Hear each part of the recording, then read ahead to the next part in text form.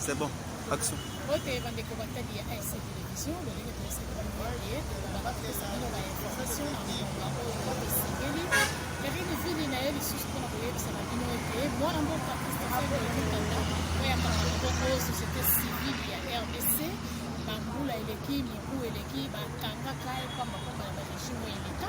Alors abanzi mpona makambo oyo eleka kala na condition oyo azalaki na kati ya aner baenfermaki na kati ya mahabitation moko atuka c'est inhumain akokaki kosupporte babiloko wana elelo état de droit justice eye ya malamu akomi kosala mosala na bango depuis mokonzi ya mboka Félix Tshisekedi a instauré état de droit justice comme indépendant.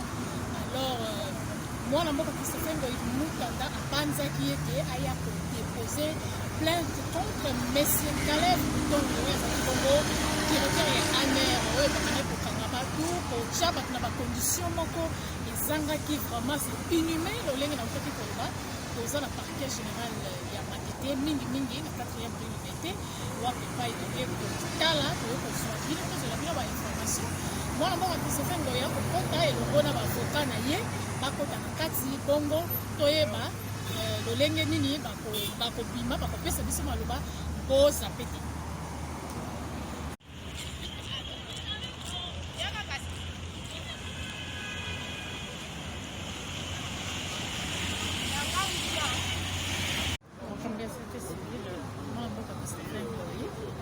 Bokomona ye elongo na baavoka kokota na parquet général ya Matete na 4e priorité ntina ya kotika bongo plainte na bayeba vraimen bayimboka oyoki bayebisi biso ete bakoti bango contre Caleb Mutombo azalaki bongo chef ya aner oyo ya kala ça le voit déjà et alors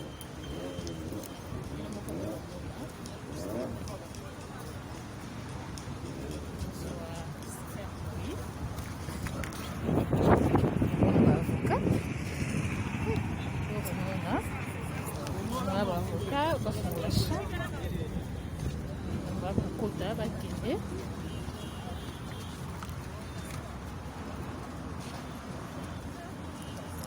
bayi société civile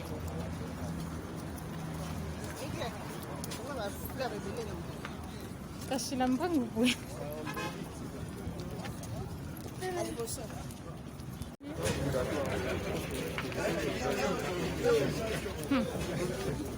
soda kisasa Kongo okay.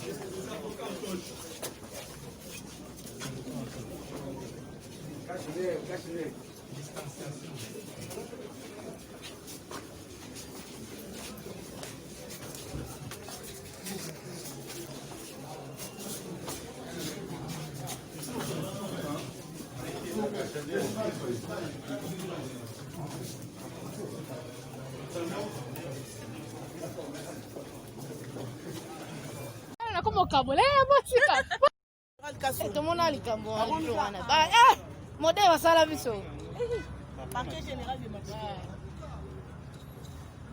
babimi kasiko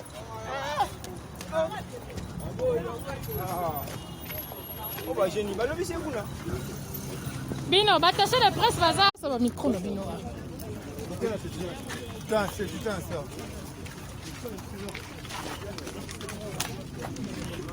bapesa micro na bino mosusu bamiso bapesa micro donnez-moi le micro zela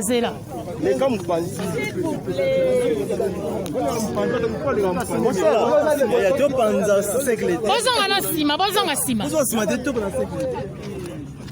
touche comme ça. Dans la charge, j'ai fait un petit sucre à commis. C'est là, c'est là. On a un salade qui est mais attendez-moi, Fongo la chante, s'il vous plaît. Moi, chanter. Oh. C'est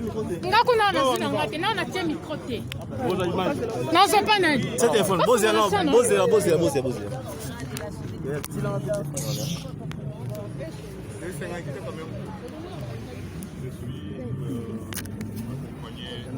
Tu peux toucher pour moi. Nous sommes venus déposer une plainte contre un ancien haut responsable des services de renseignement, en l'occurrence M. Kalev Mutongi, pour tentative d'assassinat, enlèvement avec torture, empoisonnement et ainsi de suite. Voilà. J'ai posé cette plainte contre l'ancien administrateur Nous déposons contre M. Kalev en tant qu'individu. Au regard de ses fonctions à cette époque, il pourrait partager sa responsabilité avec son employeur. Vous avez dit. Les faits remontent vers quel âge? Les faits remontent au 21 janvier 2015.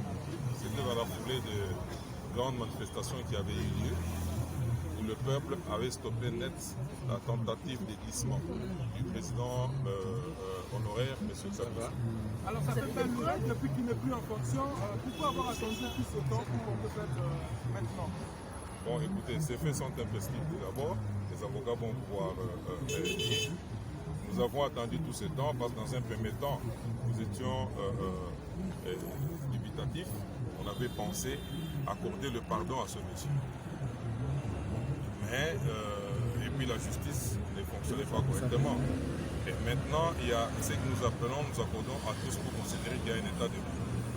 De deux, il y a toutes ces victimes, y compris moi, qui sentent toujours, qui voient toute cette torture, tous ces méfaits remonter en surface et on n'arrive pas à les effacer.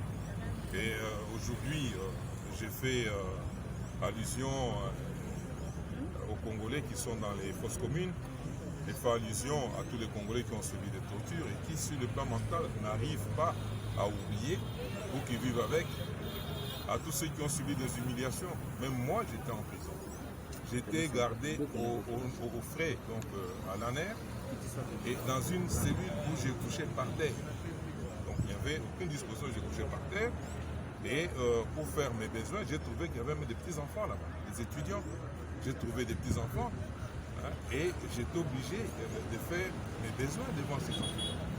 Imaginez l'humiliation. Et tout cela, c'était dans le but de me faire changer d'avis d'opinion. Et j'ai subi un harcèlement pendant que j'étais en détention à leur disposition. Et très souvent, avec des menaces, ils tentaient de me faire revenir sur ma position et sur l'activité que je menais en tant que défenseur des droits de l'homme. Et tout cela, c'est des choses qu'on n'oublie pas facilement. Et je crois qu'avec l'avènement de l'état de droit, il est mieux que toutes les victimes, y compris moi-même, soyons réhabilités. Dans notre conscience d'abord. Et pour le reste, je laisse la place à mes conseils. Si vous voulez comment... Président de la coordination de la synergie Congo Culture Développement, défenseur des droits de l'homme. Naye kotika plainte na marqué général ya Matete Awa pour se plaindre contre M. Kalev Mutongi, Wazalaki AG ya ANER. Plainte wana Italie nazolandela nini tentative d'assassinat, nazolandela enlèvement avec torture, nazolandela empoisonnement. Et vous voyez bien que en 2015, en janvier, la population a télémaki pe asilaki pour bloquer tentative ya glissement. Oyo président honoraire Kabila alingaka sala na Mongoana. Alors na tango wana bakangaki nga, c'est-à-dire balevaki ngai. Ngai nazali kosala mosala ngai en tant que défenseur des droits de l'homme. Bakangaka ngai, baleve ngai, butu bamemi nga na ANER. Et kuna va torturer Ngai pendant plus de 20 jours. Donc, Nazaï, Nakati, Moutaï, Bagité, place Nazalaki. Et Naeko Bima, Nake, na justice. Après, Nasuka Nango, 1 année et demie après. Justice est longi Singai et Monique, Likamboupé Amabe, et Zaki Nakati Wanate. Et longi Singai. Alors, les loyaux, la torture, pour la torture, ni Koloba, Monyokoli. Monsieur Kalev, pour diriger en air. Parce qu'il y a ça, la directive Union. Et là, on a c'est le matin sans Ningisanae. Donc, on a subi la torture. On a kanisa la télémia. On a subi la même chose à la torture. On a bien sabango. On a plainte. Justice c'est belemi, donc il y a l'état de droit. Alors, on a pu se plaindre. Justice est pour que l'on s'habille et pour réhabiliter. Torture, la peine va jusqu'à 20 ans de prison. Et la tentative d'assassinat, c'est jusqu'à la peine capitale. Donc la prescription, en principe, est décennale, c'est-à-dire ce sont des faits qui prescrivent par 10 ans. Et si on va dans les instruments internationaux qui interdisent la torture, ils vont même dire que ce sont des faits imprescriptibles, tels que la torture. Voilà pourquoi nous étions patients. Et aujourd'hui, nous sommes venus déposer, donc notre client a décidé de venir déposer cette plainte. En tant que son conseil, qu'est-ce que vous attendez de ce conseil? Nous espérons qu'avec la bonne justice qui est en train de se mettre en place, nous allons défendre bien les intérêts de notre client pour qu'il soit rétabli dans ses droits et nous espérons que la justice sera faite. Est-ce que le parquet de Matete est-il compétent pour pouvoir instruire cette affaire? Oui, de fait, quand il a été enlevé, lorsqu'on l'a présenté au public, on l'avait conduit jusqu'ici. Il a été incarcéré ici. Il a passé la nuit du 21 au 22 janvier 2015 ici à l'Amigo avant d'être conduit à Makala. Et les faits ont été fixés devant le tribunal de grande instance de Matete qui est dans ce ressort.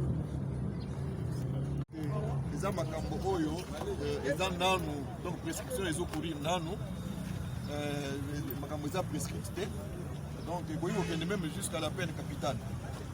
Donc c'est ainsi que nous acquis patients, pendant qu'ils causaient là, et là le col a tout moni, justice yamoka et bandit kotomba, et bandit kozonga na mulongo, de décider, le client a décidé de saisir justice dans l'espoir que cette fois-ci, ensemble ça, makambo malamu poete, makambo ya lolenge wana, etika les sources de manamboka na bisoté, parce que nous sommes un état de droit.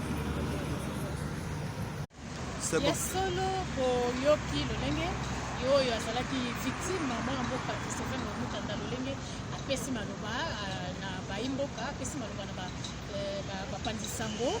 Ndenge abanzaki pamba te nyokwamaki na bacondition moko ezalaki malamu te epe baavocat na ye mpe bapesi biso maloba molangi bango na moke nyonso kati aye na état de droit justice ekomi indépendant ndenge bana diprogrès bayembaka yango topesi matondo na baye nyonso bozwa koleba mpe ya kolanda aise télévision die asungaki ngai na nsima ya kamera lelo die afilme ngai bokomona ye mosusu aye kosimanga pamba te kosimanga biso nyonso soki tokomi na terrain cameraman ya expérience azalaki ate empêché po te topesaka matondo na baye nyonso bozwaka libapo ya kolanda ivili karine na aise télévision tokotelango malasi soki yeso azongi te kokoka kopesa bino momokozi kitasa ti na baprovince na kati pati aye na état de droit bokomesana tokutani bango mala ya nsima